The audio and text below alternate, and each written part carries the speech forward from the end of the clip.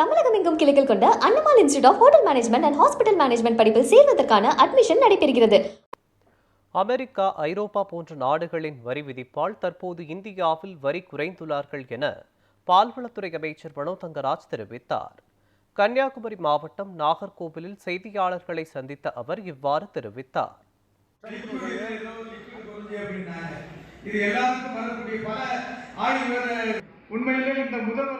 அது ஒரு சர்வாதிகாரத்துக்கு நேராக சென்று கொண்டிருக்கிறது. மூன்று நபர்களுடைய லாபத்திற்காக குறைந்த அளவில் குரூடாயில வாங்கி கோடானு லட்சம் கோடிகள் கொள்ளையடித்திருக்கிறார்கள். இந்த பணம் இந்திய மக்களுக்கு எந்த விதத்தில் பயன்படலைன்னு சொல்லியிருக்காங்க. எவ்வளோ பெரிய வேதனையான சம்பவம். அதாவது 3 பெட்ரோல் நிறுவனங்கள் பல லட்சம் கோடி கொள்ளையடிப்பதற்கு தான் இந்த குரூட் ஆயில் ரஷ்யாவில் குறைத்து வாங்கியிருக்கிறார்கள். இது இந்திய மக்களுக்கு எந்த வகையிலும் பயன்படவில்லை என்பது உண்மை.